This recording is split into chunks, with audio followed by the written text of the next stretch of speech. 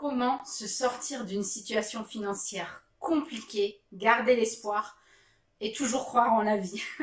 Hello, hello ma belle, ici Dominique Monet Coach. J'accompagne les femmes à se libérer de leurs peurs et de leurs blocages liés à l'argent.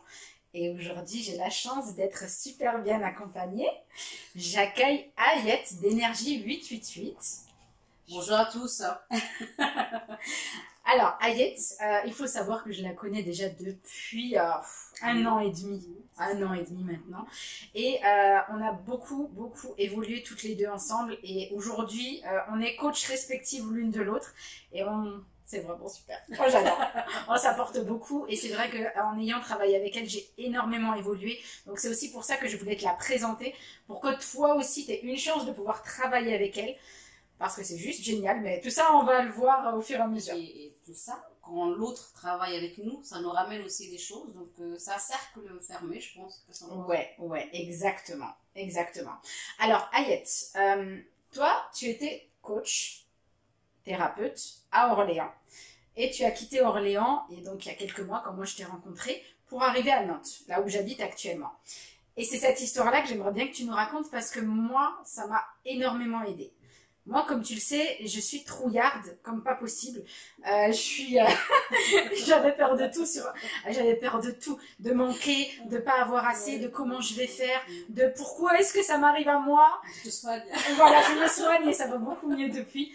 Et tout ça, en fait, ton histoire m'a aidée. Mais véritablement, ça m'a vraiment décoincée. Ça m'a vraiment débloquée. Ça m'a aidé à voir les choses différemment, à voir que, des fois, tu crois être au fond du trou, mais en fait, pas du tout, parce que tu peux toujours t'en sortir. Donc, est-ce que tu peux nous raconter un petit peu les circonstances, comment tu es arrivée sur Nantes? Pourquoi est-ce que tu es venue déjà? Parce que... Non, mais parce que tu avais une super situation là où tu étais, tu avais ton cabinet, tu avais ta clientèle, tout se passait bien dans ta vie. Voilà. Et pourquoi est-ce que tu as quitté? Qu'est-ce qui t'a appelé ici? Alors, c'est très simple. Alors, il faut savoir que je suis thérapeute depuis 8 ans. Et en apprentissage depuis mes 20 ans, donc j'ai 46 ans aujourd'hui, donc ça fait 26 ans que je chemine dans le travail sur soi. Donc, et ça fait 8 ans que je suis professionnelle. Donc il faut savoir qu'avant mes 8 ans de professionnel thérapeutique, j'ai fait 25 métiers. Donc moi, les habitudes de changer, c'est facile pour moi. Il y a un adage que beaucoup de gens disent sur moi, c'est que j'ai rarement peur de manquer. Mais à ce point-là, c'est que je me mets souvent en danger. C'est ça qui est génial en fait. Moi j'adore parce que c'est vrai que tout le monde a un peu peur du changement et on reste tellement dans nos habitudes parce qu'on ne sait pas ce qui va se passer après. Et toi tu es l'exemple même que tout va bien en fait. En fait, moi j'avais mes clients habituels, tout se passait bien, j'avais les formations comme d'habitude, mon train-train quotidien, ma fille grandissait, tout va très bien. Ok. Et à un moment donné, j'avais envie de changer, de bousculer tout ça, parce que quand on travaille dans l'énergie, on a envie d'aller chercher en profondeur certaines choses. Et ma fille me dit, maman aussi, ma fille, elle avait une passion. Et cette passion-là, c'était une langue. C'est une langue. Et cette passion-là, elle ne pouvait le faire qu'à Nantes. Ok, donc j'ai demandé à mes guides si c'était la bonne chose à faire, parce que c'est important quand même que j'aille me sécuriser un petit peu, hein, un petit peu quand même. Tu tapes le terrain avec tes guides, ok. Et moi, il faut savoir une chose, c'est quand j'ai commencé à parler à 1 ou 2 amis, ils m'ont tous dit que c'était pas possible, que c'était fou de choisir une ville sans même la visiter, aller savoir s'il y a du travail, s'il y a des hébergements, si le quartier que je vais choisir, enfin bref. En fait, j'ai choisi la ville comme ça. En fait, je me suis levée un matin en me disant, mes guides, si vous voulez vraiment que j'aille à tel endroit. Donc, j'avais choisi 3 villes. Angers, Nantes et Rennes. Pourquoi? C'est parce que ça faisait partie de 3 heures de route d'Orléans, ce qui était bien pour moi aussi par rapport à ma vie familiale. Et il s'avère que toute la journée, c'est ça qui est impressionnant, toute la journée, il y a eu des signes sur Nantes. Je regarde un film. Il y a marqué Université de Nantes. Voilà. Je vends un truc sur le Bon Coin ce jour-là. C'était une Mariolaise, c'était une femme qui vient d'Orléans. Elle me dit, attendez, je vous envoie mon frère. Il vient de Nantes. Donc il m'a parlé un petit peu de Nantes, comment ça se passait, tout ça. Bah, voilà. Ouais. Et la troisième chose, encore plus exceptionnelle, c'est que j'avais un client qui m'appelle pour un soin, parce que je fais beaucoup de soins à distance, ce jour-là, le même jour, hein, qui vient de Nantes. Ouais. Bon, là tu dis, bon, c'est bon, j'ai compris. Maintenant, il faut que j'aille. C'est ça le plus dur. Mais c'est super intéressant ce que tu dis, parce que d'un côté, tu avais toi et tes guides, où vous étiez, voilà, vous saviez qu'est-ce que tu voulais, où est-ce que tu voulais, etc. Et quand tu as commencé à en parler autour de toi, les peurs, les croyances, et forcément, ça c'est hyper bloquant. Alors je fais une petite parenthèse, parce qu'au mois de mars, je vais organiser un grand workshop sur comment ne pas te laisser polluer par les croyances des autres. Et en fait, c'est énorme quand toi, tu as des projets, bah, les autres, c'est pas qu'ils veulent te mettre des bâtons dans les roues, mais ils le font. C'est leur propre peur, en fait. C'est ça. C'est pas la tienne. C'est... Et sauf que c'est dur de cheminer quand t'es pas un peu déterminé. Bien sûr. Et toi, donc, tu as réussi à passer. Ah bah moi, j'avais des copines qui, pour elles, c'était une folie. C'était, attends, tu mets ta fille en danger, tu vas dans l'inconnu. Enfin bref, mais ça, à la rigueur, bon, je suis un peu folle, donc... c'est pas grave. Bon, ça c'est dit. Bon, et là commence, j'ai décidé, j'ai pris une grande décision, c'est d'arrêter mes consultations pour être vraiment à 100% dans ma recherche d'appartement pour pouvoir venir à Nantes. Ça fait que je crois que c'est pas aussi facile que ça. Et j'avais arrêté en mois de mai mes consultations, donc plus de rentrée d'argent. Donc j'avais pas de RSA, j'avais pas de salaire de mon métier. Et il me restait, je crois, 150 € de Pôle emploi, vous savez, les fins de droit. Et mai, mai, juin, juillet, que des refus. Alors j'ai proposé tout ce que vous voulez aux propriétaires, c'est-à-dire payer d'avance, j'avais des super garants. Mais ton dossier, il n'était pas rassurant. Fiable, et en tant que thérapeute, il demandait quand même une certaine somme pour se sécuriser. Et là, sincèrement, en plus, de temps en temps, il fallait visiter. Parce que moi, j'habite à Orléans et il fallait partir à Nantes visiter les appartements ou les maisons. Voilà. Autrement dit, tu dépenses de l'argent pour le gasoil, tu prends du temps et puis beaucoup d'énergie aussi pour faire ces visites-là. Beaucoup d'argent, on va dire, parce que ça me coûtait quand même aller-retour 150 €. Pour aller faire une visite. Donc, effectivement, j'essaie de m'arranger, mais bon, c'est pas toujours évident d'avoir 2 rendez-vous par jour, c'est pas évident. Mais j'essayais de faire ça quand même. Et là, c'était négatif. Bon. Et là, je me suis posée. Il faut savoir qu'entre-temps, j'ai eu beaucoup encore de gens qui, on s'est vraiment, avec des amis, on s'est vraiment fâchés. Parce qu'ils ne comprenaient pas ma décision. Vraiment, pour eux, c'était une folie de quitter une stabilité pour aller dans l'inconnu. Et pour moi, c'était une évidence, en fait. Oui, et c'est vrai que parfois, pour eux, c'est tellement violent, ça va tellement loin, que ça heurte tellement eux ce qu'ils croient, que bah, du coup, il y a... Surtout qu'ils vont chercher la corde sensible. Et la corde sensible, c'était ma fille. Mais tu te rends compte, ta fille, mais c'est pour ma fille que je me déplace. Si vous n'avez pas compris, c'est que je change ma vie pour elle, pour qu'elle ait ce qu'elle veut, en fait. Mais donc, à la rigueur, la force, c'est là que je la puise. Et en fait, ils ont utilisé cette force comme un... contre toi, quelque part. Et ça me faisait rire parce que, en fait, quand tu as une force à l'intérieur de toi qui t'anime, on est d'accord. C'est vrai, et c'est intéressant de voir à quel point, voilà, ton point fort, ça te pulse. Voilà. Ça te pulse. Et je voulais vraiment que ma fille fasse ce qu'elle aimerait, qu'elle aime. C'était quelque chose pour moi qui était important. Et pas d'appartement, on arrive en juillet, rien. C'est août, je regarde Facebook et je vois qu'il y a un groupe d'entraide pour le job. Il cherchait un téléconseiller. Et sincèrement, c'est pas mon délire. Alors, il faut savoir que je parle vite. Il faut savoir que je bégaye. Il faut savoir que j'ai plein de défauts de l'élocution. Dans l'impression. Moi, je la comprends, donc il n'y a pas de souci. Mais j'adore. Et en fait, téléconseiller, pour moi, c'est inimaginable. Vraiment, c'est pas possible. Tu n'as pas coché les critères, là, tu ne remplissais pas, mais pourtant.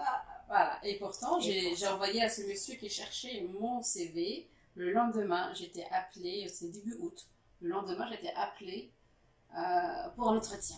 L'entretien se passe le 8 août 2018. Voilà, 888. Oh, j'adore. Et ça a été... Alors, j'ai pas remarqué tout de suite, attention. Alors, moi, j'étais dans mon ébullition, j'étais dans mon truc, j'ai un emploi, comment je vais faire, et patati et patata. Mais c'est quelqu'un de mon entourage qui m'a fait remarquer que le rendez-vous était le 888. Voilà, et 888, c'est donc le nom de ton entreprise. Qui a été fait il y a 3-4 ans. C'est exceptionnel. Mais c'est vrai que c'est pas là que les choses ont commencé à s'arranger. Non. Non. Donc, non seulement elle avait plus de revenus, alors elle trouve un boulot qui ne lui correspond pas et qui a combien de centaines de kilomètres de chez elle. Alors on continue l'histoire, parce que là c'est passionnant. Le pire, c'est que j'avais plus rien financièrement. Ça veut dire que mon compte en bancaire était à moins quelque chose. Mais vraiment, j'avais plus aucune aide. Vraiment, c'était...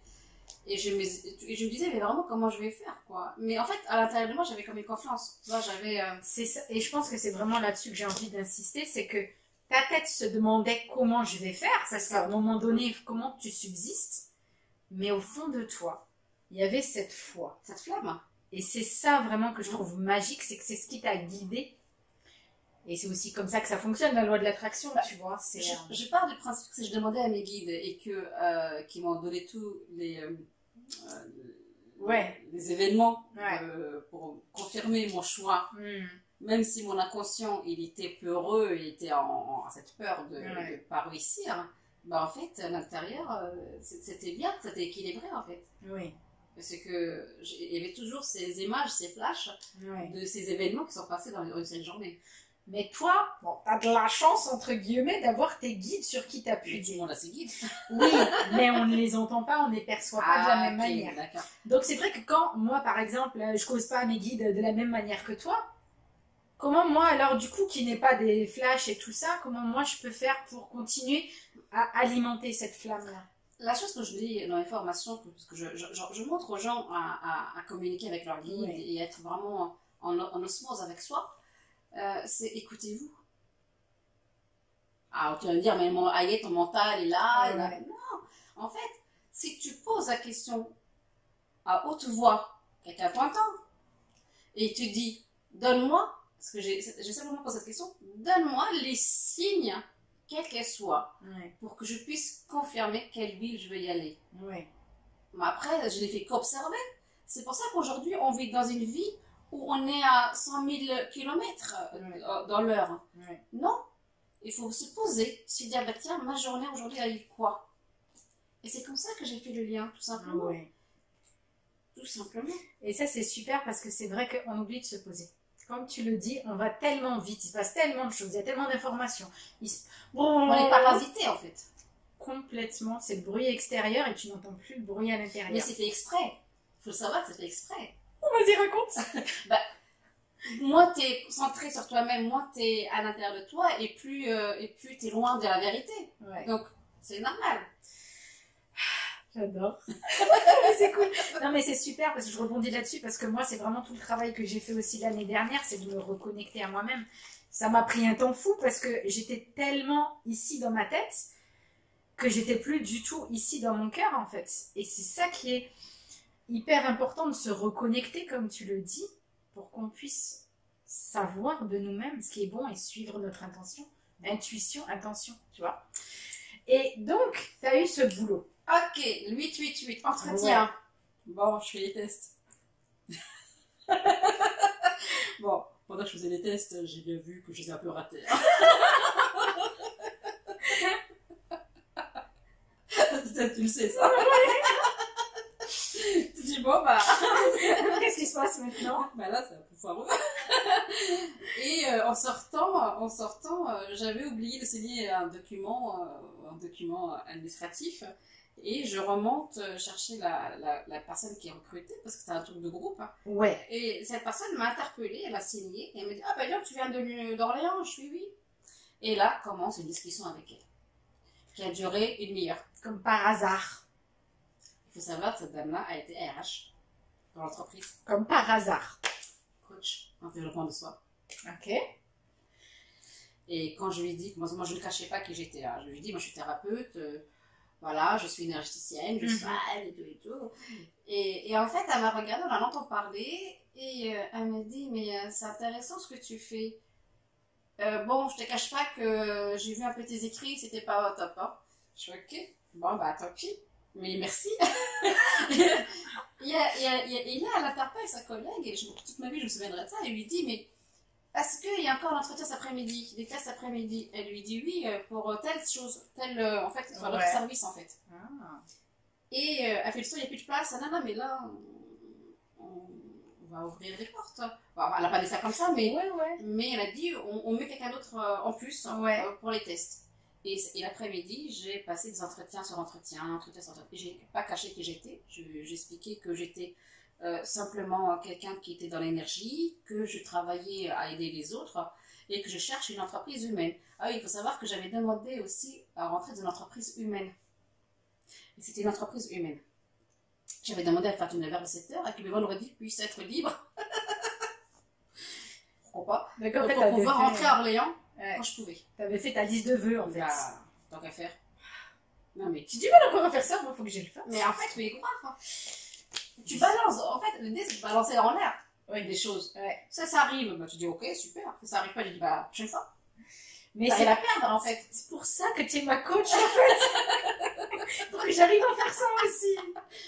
Là, t'es sur le bon chemin quand même. Ouais. Bon. Moi, j'ai mon chat, je suis désolée. C'est pas grave. Il a envie d'être là. Et en fait, j'étais prise. Alors, le lendemain, le 9 août, il m'appelle pour me dire que j'étais prise. Je commençais 2 jours après, en fait, c'était vendredi, je crois, le 9. Et je devais commencer lundi. Et là, je me dis comment je fais. C'est ça. C'est ça, parce que là, en fait, tu n'avais pas de logement. Non. Et puis, bah, tu avais, j'imagine, encore tout en place à Orléans, quoi. Tout ça, l'école, j'avais pas calculé tout ça. Ok.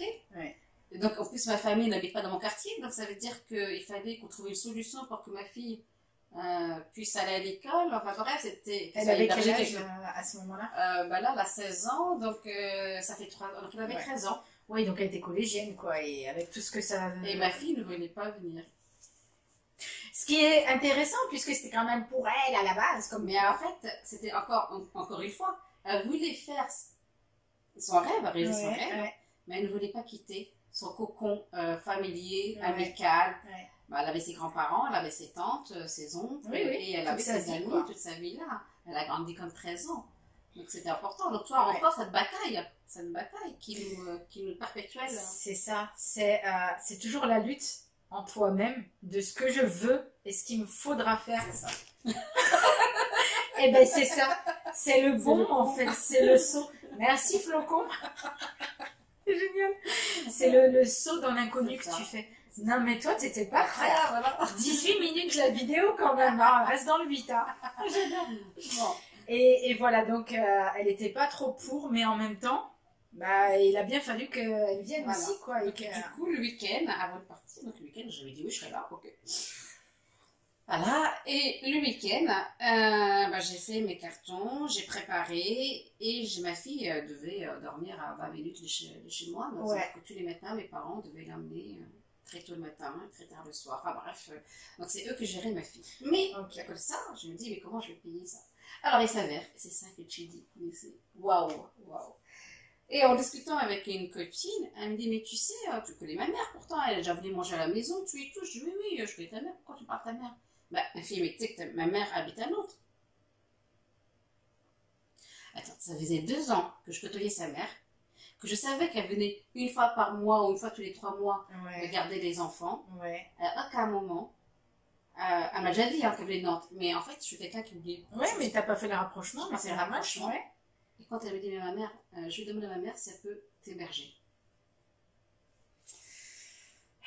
Ça se présente sous des augures. Voilà. Mais effectivement, elle m'a hébergé quelques temps, elle a vu tout de suite, elle m'a hébergé quelques temps, pas longtemps, parce que c'est pas toujours évident pour elle.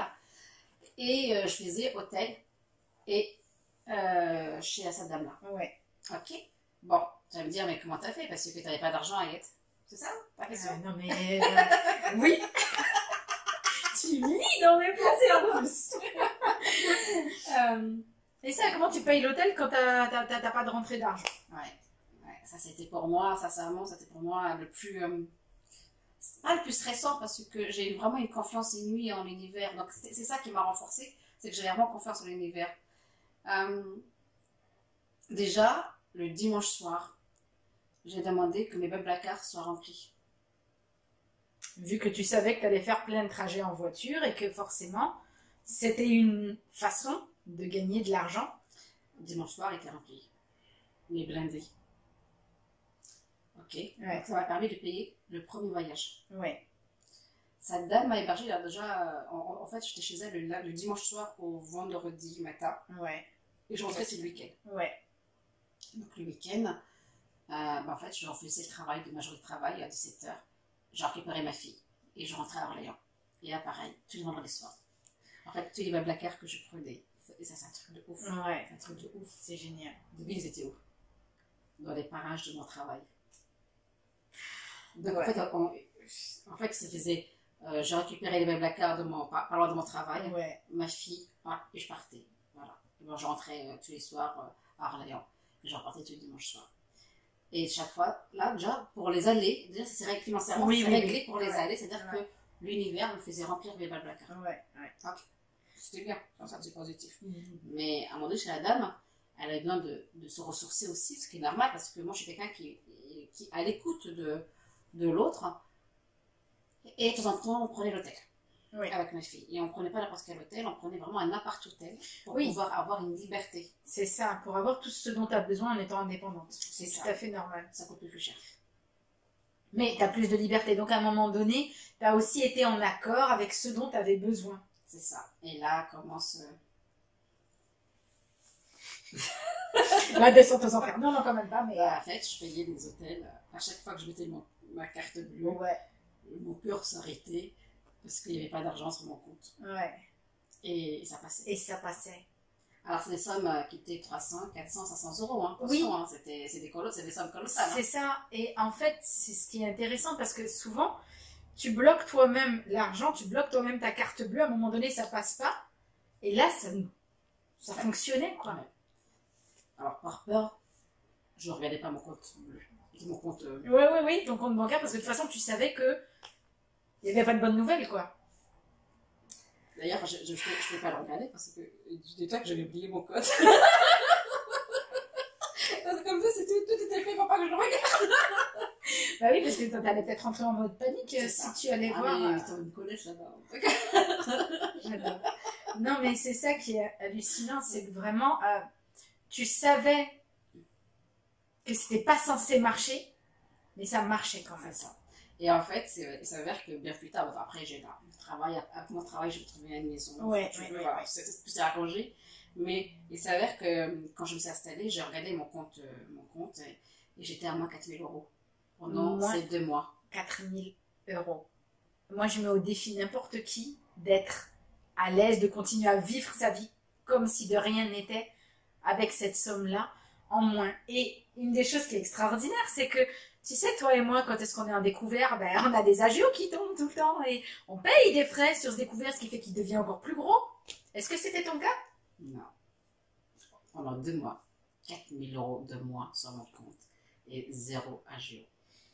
Et elle a les mêmes conditions bancaires que n'importe qui. Maintenant, je l'ai déjà. Mais à ce moment-là, en fait, tout lui était le plus favorable pour qu'elle puisse vraiment réaliser ce qu'elle était venue faire. Et c'est ça la beauté de la chose, c'est que, comme tu le dis, en fait, c'est comme si il voyait pas qu'elle devait payer des agios. Pour moi, on a aveuglé le banquier. Hein. Voilà, qu'il l'appelle pas pour lui dire oh, qu'est-ce que tu fabriques, ça, quoi. C'est ça. Là, c'est vraiment ça. Et donc là, t'es resté 2 mois dans cette situation financière-là, en le sachant, mais pas en allant regarder. Donc tu gérais tes semaines avec tes Blablacar. Et ton salaire, du coup, quand ça rentrait? Alors, quand ça rentre, enfin, il ne rentrait pas mon salaire, en fait. Il faut savoir les choses Oui. qui ne rentraient pas, parce que même pas qu'il est rentré, je demandais un acompte. Oui, tu demandais des avances, donc forcément, ça se... Parce que moi, j'avançais les frais de Blablacar, Ouais, après, j'étais remboursée, mais j'avançais quand même, quoi. Donc, du coup, non, j'avais une entreprise qui était très, comment dire, conciliante, ouais. Parce qu'on ne fait pas, normalement, au premier mois, quand tu es en essai, Ouais. tu ne fais pas d'acompte. Tout le sait, ça. C'est compliqué. Et non, c'est très compliqué. Normalement, ils t'attendent 3 mois. Ouais. 3 mois, on va dire, quoi. Là, au premier mois, la première semaine, je crois que j'ai fait, j'ai fait une demande. Et du coup, c'était un contrat qui devait durer combien de temps? Il n'y avait pas de. En fait, il devait durer 3 mois. Ouais. Et après, c'était renouvelé jusqu'à 1 an. Et j'ai pris la décision, parce que je savais que j'étais thérapeute et que je voulais me lancer. Et j'ai pris la décision de partir. Mais on est en bon terme. Ouais. Voilà, moi, je suis contente voilà, d'avoir. Mais t'as fini tes 3 mois. Ah, mais j'ai fini mes 3 mois. J'ai fait 1 an chez eux. Ok. Donc là, est-ce qu'avec l'argent qui venait tous les mois, t'as réussi à combler ce Ah oui, découvert? oui, après j'ai trouvé mon appartement. Ouais. Donc, il n'y avait plus d'hôtel à Ouais. payer. Et effectivement, ça faisait beaucoup moins de frais. Hein. Bah, fallait tout racheter, mais ça, c'est encore une fois, ça fait partie de tout le monde de tout racheter. Quoi. Oui. Et justement, comment t'as fait avec ce découvert-là pour pouvoir arriver sur place et pouvoir te loger et pouvoir acheter des nouvelles choses? Tu veux que je te raconte une chose? Oui! Ça, tu sais pas, toi. Bon, j'ai voulu être, comment dire, très, très programmée, ce qui n'est pas mon cas. Et donc, j'ai pris les déménageurs. Ok. Comme ça, ma famille et mes amis n'avaient rien à faire. Et moi, quand je vais travailler ici, je ne pouvais pas faire autrement. Ouais. Et il s'avère que ces déménageurs, ça faisait déjà 1 mois qu'on avait négocié le prix, c'était clean, c'était clair, le camion il devait arriver à telle heure, et il arrive le camion à telle heure, pas de camion. Pas de camion à 8h, pas de camion à 9h. Alors, tout le monde attendait parce que j'avais des amis, ma famille qui attendaient là-bas pour aider. Ouais. 10h, pas de camion. Et le mec ne répondait pas, et l'entreprise ne répondait pas. Et là, t'es comme ça, moi, t'avais j'étais là, très énervée sur Nantes, pas bien du tout, parce que je devais rendre 2 jours après mon appartement, parce que c'était calculé comme ça. Oui. Et en fait, ils sont barrés avec l'argent. C'est pas vrai. C'est pas vrai. Tu les as payés et ils t'ont jamais offert le service pour lequel t'as payé. Non. Et c'est passé quoi dans leur tête? Bah écoute. Ah la vache. Et comment t'as fait du coup? Eh ben écoute, c'est là que tu dis encore une fois, merci l'univers. Alors, ils ont cherché partout, tous mes amis, ma famille, tous, ils ont cherché dans tout le réseau des camions. Un samedi, un week-end, en plein septembre-octobre, il n'y a pas forcément de location en journée, donc pas de camion. Et il s'avère que mon frère, par un miracle, mais vraiment, pour moi c'est un miracle. Ouais. Il a trouvé un pote qui, lui, venait juste d'arriver de poser son camion en fait. Je vois. À 15h. Donc le tout chargé, tout. Ils sont arrivés ici à 1h du matin. Et j'ai ma meilleure amie qui me dit, mais moi j'arrive. Parce que bon, il s'avère que j'ai des problèmes de santé et que je ne peux pas faire le déménagement tout seul. Hein. Et en fait, mes frères sont venus déposer le camion, m'aider à porter, mais il fallait en même temps emménager pour que lundi je puisse quand même aller travailler sans avoir d'encombre. Ouais. Mais écoute, ma meilleure amie est venue avec son fils et son ami faire le trajet pour une nuit, faire le déménagement et repartir. Lundi, j'ai commencé ma journée avec un appartement propre et un meublé avec ce qu'il y avait déjà. Et voilà, l'aide de l'univers a fait que les bonnes personnes se sont retrouvées sur ton chemin pour pouvoir t'aider, te soutenir dans cette démarche. Alors, tout le monde était en colère du fait des déménageurs qui m'ont arnaqué. Oui. En fait, j'étais en colère. En fait, c'était pas la colère contre eux qui était le plus dur, hein, c'était que qu'est-ce que je vais faire de mes affaires lundi, je vais comment en fait, c'est surtout ça qui était inquiétant pour moi. Et après le reste, je me dis de toute façon, je pars du principe que chaque acte négatif que tu fais a ses conséquences. Bon, après je me dis, ils verront ça plus tard, pour eux, c'est pas un problème. Moi, j'étais honnête avec ça. Voilà. Retour de bâton. Donc du coup, pour moi, c'était plus dur de... Voilà. Pour toi, que eux, après, effectivement... Voilà, le reste, c'est pas grave. Tu vois. En fait, il faut lâcher des fois. Je pense que pour recevoir, il faut lâcher. Il ne faut pas en vouloir aux gens. Il faut... L'attitude humaine est négative, ça fait partie de l'humain. On fait tous des conneries. Tous. Alors celui qui lui dit qu'il est parfait, je lui demande à... La preuve scientifique à prouver. Mais c'est pour ça qu'il faut savoir aussi pardonner. Ça commence par ça, la confiance et l'abondance. Mais c'est intéressant parce qu'effectivement, les émotions, elles sont là. C'est pas grave, entre guillemets, si t'es en colère contre quelqu'un ou quoi. Mais après, qu'est-ce que t'en fais? C'est ça. Qu'est-ce que j'en fais? Et moi, j'ai redistribué en fait. Ouais. Parce que ce qui était le plus beau, c'est cet acte que ma famille a fait et ma meilleure amie a fait, que tout laissait tomber parce qu'ils travaillaient tous, ils avaient tous leur activité ce jour-là. Ouais. Qu'ils ont tous en fait, il n'y a pas plus beau, plus abondant que l'amour. Voilà. Et les personnes qui t'étaient proches, elles étaient là pour toi à ce moment-là. C'est l'amour, c'est vraiment l'amour qu'elle me portait, qui a fait que Ouais. ça, en fait, ça a contrebalancé tout ce que j'ai pu vivre le matin, en fait. Oui, oui, Tu oui. vois, Ouais. le matin, j'étais dans l'énervement, la panique, Ouais, ouais. et le soir, j'étais vraiment dans la reconnaissance, dans l'amour profond, en fait. Voilà. J'adore. Ça fait un peu conte de fées, tout est bien qui finit bien, mais quelque part, c'est vrai. Alors, en fait, je dis tout le temps, et ça, tu sais très bien que je le répète inlassablement. J'essaie de le dire sans bugger. Inlassablement. Yes. En fait, si tu as vraiment un profond amour pour toi, respect pour toi, confiance surtout, la confiance est primordiale. En fait, accueille, reçois, observe, et les choses viennent. En fait, je sais pas comment expliquer ça, pour moi c'était une évidence. Voilà. Jésus a dit une phrase, demande et tu auras. Recevras. Voilà. Et c'est vrai que c'est très difficile pour les gens de facile. faire. Oui, mais c'est contre ce que je vais dire, mais c'est contre-intuitif parce que c'est pas ce qu'on nous a appris. C'est ça, mais en fait, dans la vie, en fait, on cherche la difficulté. On cherche pas la facilité. Pourquoi aller chercher le compliqué quand tu l'as facile? Surtout les femmes, j'ai envie de dire, hein. Encore plus les femmes. Demande et tu auras, pour moi, c'est une évidence. Oui, et c'est vrai que pour avoir fait depuis que je suis avec toi, c'est vrai que plus je demande et plus je reçois. Et même si ça prend pas la forme que j'imaginais, parce que en fait, c'est jamais ce que toi t'as prévu. Encore une fois, toi t'as prévu d'aller habiter à Nantes, et puis alors voilà, ma fille elle ira comme ça à l'école, etc. Oui, pour la truc, elle n'est pas rentrée dans l'école où elle devait rentrer. Mais encore une fois, c'était normal. C'était juste excuse. Ils m'ont donné là-bas pour que je puisse venir. Et me rencontrer. J'ai rencontré des belles âmes que j'ai rencontrées sur Nantes. C'est ça. Entre toi, oui. C'est ça. Et du coup, maintenant, avec le recul, parce que quand tu es dans une situation compliquée, évidemment, tu as un peu fait l'autruche, mais tu savais quand même ce qui se passait, que c'était compliqué, que j'espère qu'il va rien se passer de grave, qu'ils vont pas me poursuivre et compagnie, je ne sais pas, tu vois, moi je me mets plein de films, tu vois.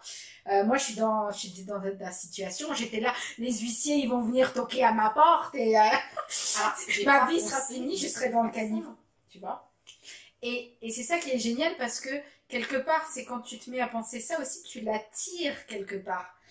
Et c'est là aussi de la beauté de la chose, c'est oui, je suis dans une situation compliquée, mais oui, je pense pas au pire en fait, parce que je ne suis pas dans le pire. Revenir au moment présent. Et c'est merveilleux en fait, c'est que dans l'instant présent, oui, il y a la tempête autour de moi, oui, il y a des choses qui sont graves, mais en fait, à l'intérieur, tout va bien. Mais tu sais, ça dure de Nantes n'est que un morceau.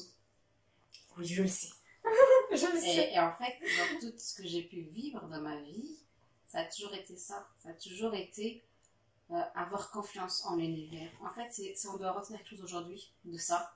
C'est avoir confiance. Ouais. Alors, l'univers, on peut l'appeler Dieu, on peut l'appeler univers, on peut appeler ce qu'on veut, Bouddha, comme tu veux. Il y a pas, pour moi, il n'y a pas de, nom juste ou de nom mauvais. Oui. C'est juste une croyance qu'on a, quelque chose de supérieur. Voilà. Ouais. Supérieur. Ouais. Mais Nantes n'était que la dernière étape, en fait.